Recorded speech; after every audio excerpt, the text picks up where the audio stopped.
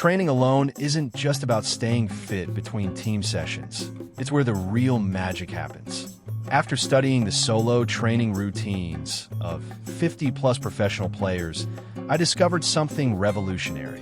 The skills that separate good players from great ones are almost always developed in isolation, not in team training.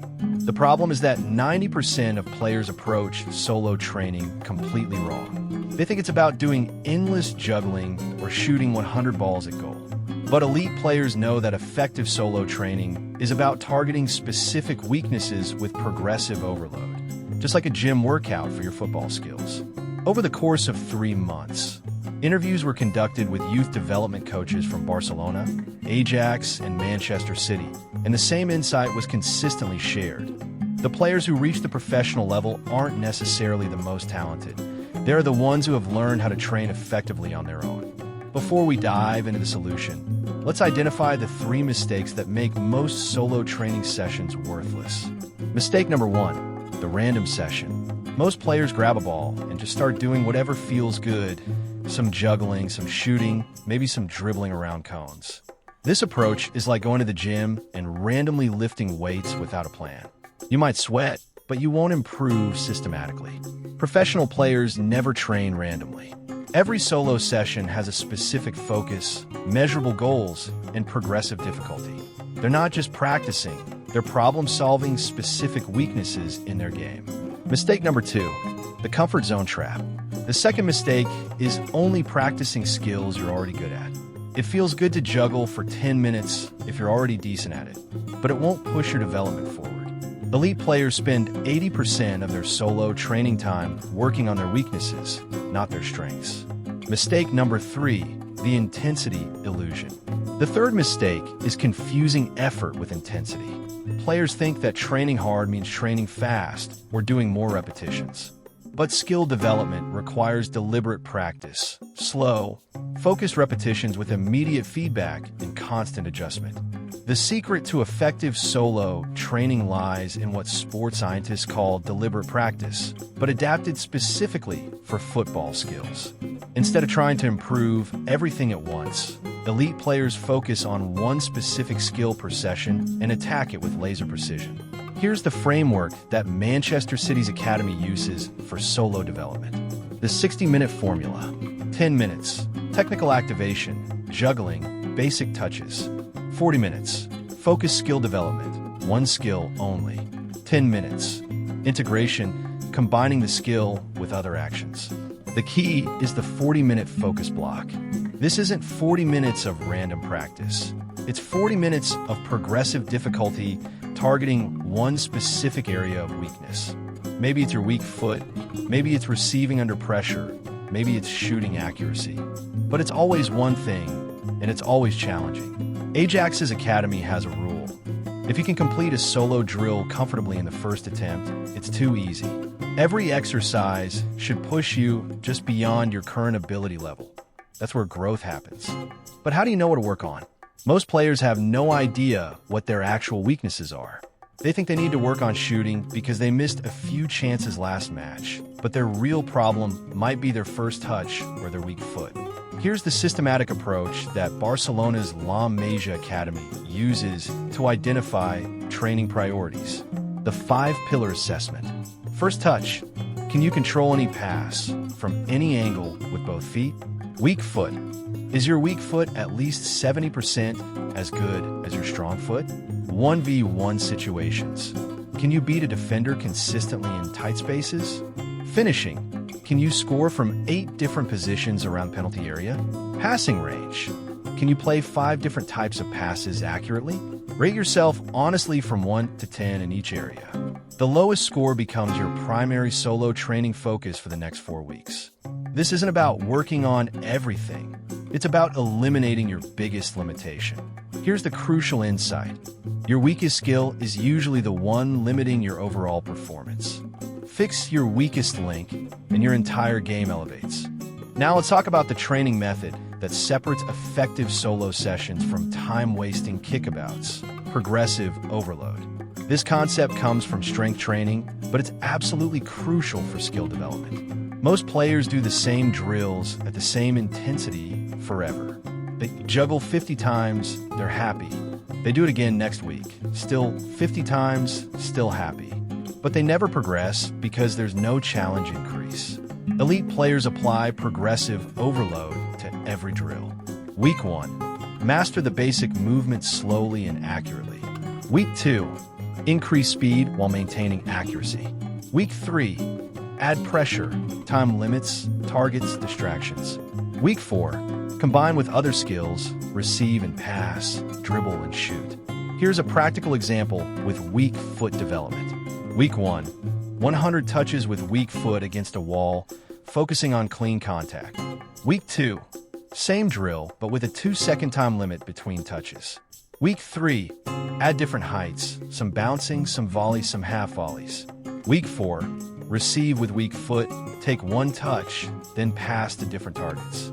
The progression forces continuous adaptation and improvement instead of mindless repetition. The most underutilized training tool in football isn't expensive equipment. It's a simple wall. Elite players have been using wall training for decades, but most amateurs don't understand its potential.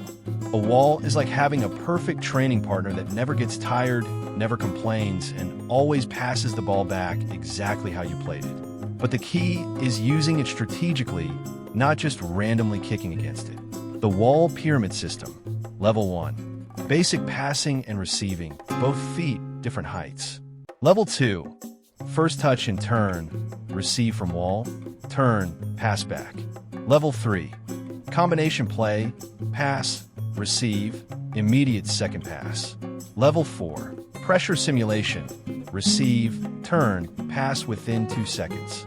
Level 5. Creative sequences, nutmeg the wall, receive the rebound, pass back. The beauty of wall training is instant feedback. If your pass is sloppy, the wall gives you a sloppy pass back. If your first touch is poor, the ball bounces away. There's no lying to yourself about your technique quality. Real Madrid's Marcelo revealed that he spent 2 hours daily training with a wall during his youth development. He credits wall training with developing his exceptional first touch and ability to play accurate passes under pressure. Here's what separates professional solo training from amateur practice. Measurement. Elite players track everything. Not just how many repetitions they do, but how accurately, how quickly, and how consistently they can perform skills. The 3-metric system. Accuracy. How many out of 10 attempts are successful? Consistency. Can you maintain that accuracy over multiple sets? Speed. How quickly can you execute the skill correctly? For example, if you're working on shooting accuracy, don't just count goals. Measure. How many shots out of 20 hit your target area? Can you maintain that accuracy over 4 sets of 20 shots? How quickly can you get your shot away after receiving the ball? This data-driven approach identifies exactly where you're improving and where you're stuck.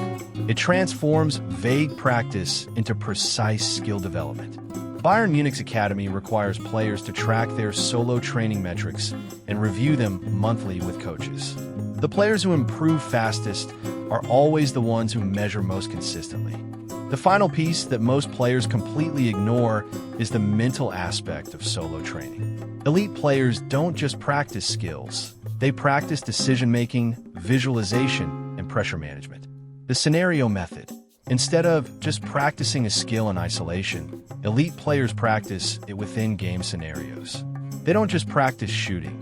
They practice shooting after receiving a pass under pressure, or shooting when fatigue sets in during the last 10 minutes of a match. This mental component is what makes solo training transfer to actual match performance. You're not just improving your technique, you're improving your ability to execute that technique under realistic conditions. Here's a simple way to add mental training to any solo session. Before each drill, visualize a specific match scenario. I'm receiving this pass in the 85th minute. We're losing 1-0. I'm 1v1 with the goalkeeper. This is the winning goal. I need to make this pass to start a counterattack. This mental framing transforms mechanical practice into game-realistic preparation. Let me give you a complete system you can start using today. Week 1 to 2, foundation phase. Choose your weakest skill from the 5-pillar assessment. Master the basic movement with 80% accuracy. Train 45 minutes daily, 6 days per week. Track accuracy metrics.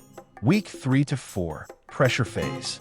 Add time pressure and target accuracy. Maintain 70% accuracy under increased speed. Introduce combination elements. Track consistency across multiple sets. Week 5 to 6, integration phase.